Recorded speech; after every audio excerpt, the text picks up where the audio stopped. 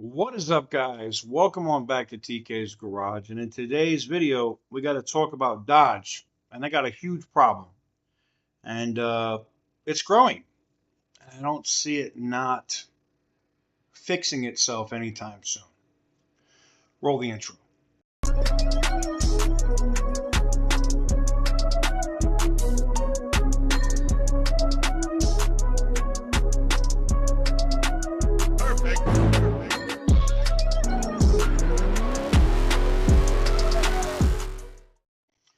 What is up, guys? Welcome on back to TK's Garage. And I saw this over on the street. I'm going to put the article up here for you. Hopefully the editing works today. We'll see how that goes.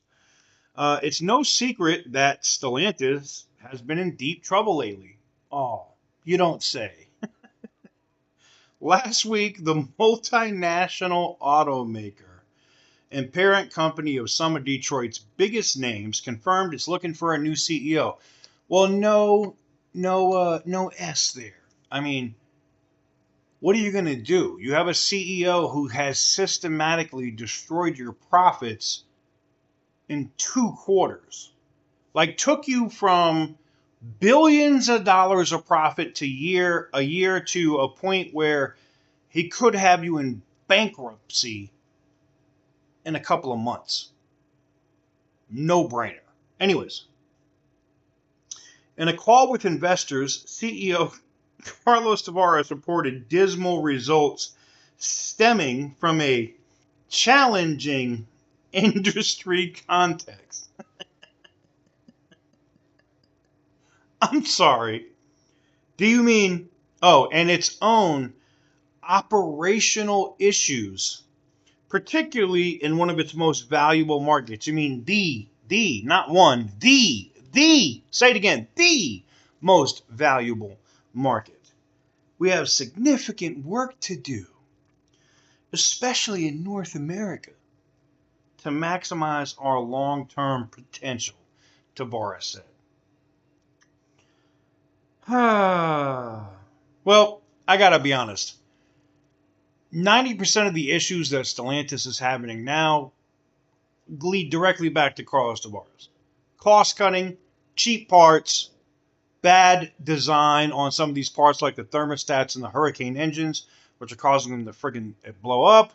Your massive push for electrification when that is not the way to go, but you keep saying that it is, to cutting vehicles, brands, and engines that people want, all come back to Carlos Tavares. These were his decisions. He systematically himself destroyed not just Dodge, Ram, Jeep, and Chrysler, but Stellantis. Period. Full stop. Article goes on, however, the automaker followed through on drastic measures like voluntary buyouts for white-collar employees and layoffs for more than 2,450 assembly line workers following the discontinuation of the Ram 1500 Classic. That ain't the only layoffs, though. This article might be a little behind. Additionally, its press office has been busy deflecting jabs from a coalition of U.S.-based Stellantis brand dealers, Sean Fain, and the United Auto Workers over business decisions that have affected their respective groups. That makes sense. I mean, let's really talk about it. AutoNation has made it clear, and it's crazy because the CEO or the person that's over there that's running the thing over there came from Stellantis, right? AutoNation and Lithia are 2 of America's largest auto groups. Both of them are threatening in areas where Stellantis would have to buy back inventory to walk away from the business and make them buy it back, which would systematically bankrupt the company. Think about that for a second. Now, the dealers are doing this because they're going, hey, the only thing that we can get on these lots are high trim level vehicles, and we can't sell them at their existing MSRP.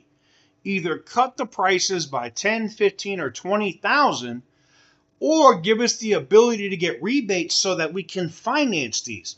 The dealers, what most people don't understand is, nope, the majority of customers are not walking into a car dealership with $80,000 to buy a truck.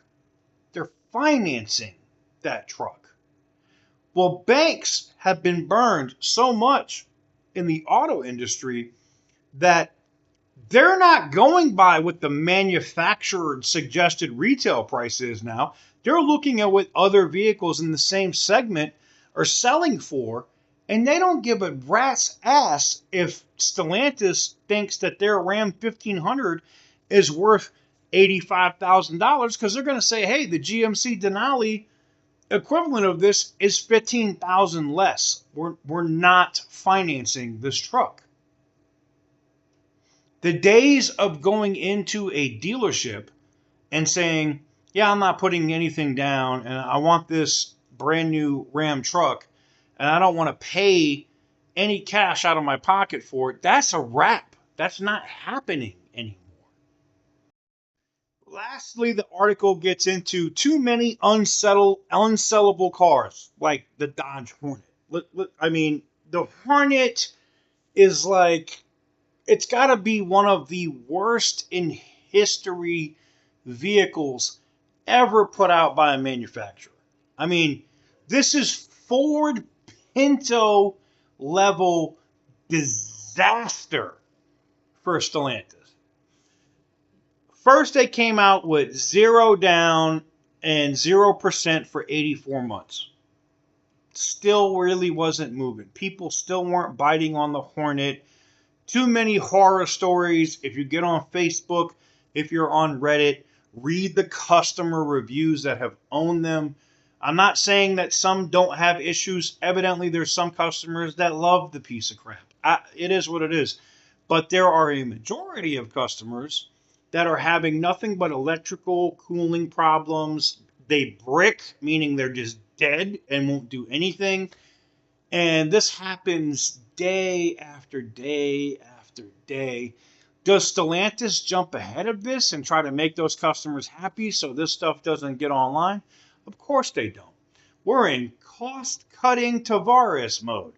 So as long as they are in that point, they don't give a rat's ass.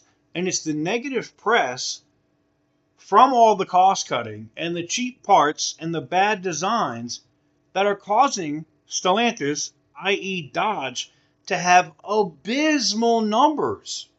Let's just call a spade a spade. And this is the thing that drives me the most nuts about Dodge and why I think they're dead. And I mean dead. And it's because even now, they couldn't get by with selling the Hornet, right? Because then that means after 36,000 miles, they own it. And it's out of warranty. But a 2-year lease or a 3-year lease at 10,000 miles a year, where a customer doesn't have to deal with the absolute disaster that is the Dodge Hornet, yeah, somebody might do that. Especially when they can go 0 down for $299 a month on an RT. Damn. Not bad, right? Yeah, unfortunately, it is. I've seen the people in the comments, TK, I leased one of these. Oh my God, it's a friggin' disaster. Been in the shop for 5 months. I don't know when it's going to get fixed. I'm in a service loaner. Well, the wonderful thing about the service loaner is they're not tracking your mileage. You're still paying the $299 a month. Hopefully they put you in a Scat Pack or an RT or a Durango or something nice, because the Hornet is just such a friggin' disaster. And when you have so many of these vehicles that you can't sell, no sales means, say it with me, no profits, which means dealers are not ordering more of these disasters of vehicles. The Ram, and they got into the numbers, right? Ram crashed. I mean, absolutely crashed. It was down 26% from last year. Do you want to know why Ram 1500s aren't selling? There's no V8 option. All you have is a Hurricane inline 6 option with a Ram 1500. That is grenading, overheating, and blowing up. Nobody wants that crap. They want something that they can hook up the boat to or pull the RV and be able to go somewhere on the weekend and enjoy the truck. They can't do that. And before you dumbasses get in my comments and go, TK, the inline 6 has more power than the V8. It's not pulling more than a V8 reliably. Period. End of story. I'm a BMW guy. I love the inline 6. I love the S58 twin turbo. Same engine you find in an M3. Same engine that I had in the Petty Roosevelt. You know, the B58, the single big turbo version of that inline 6. Great engine.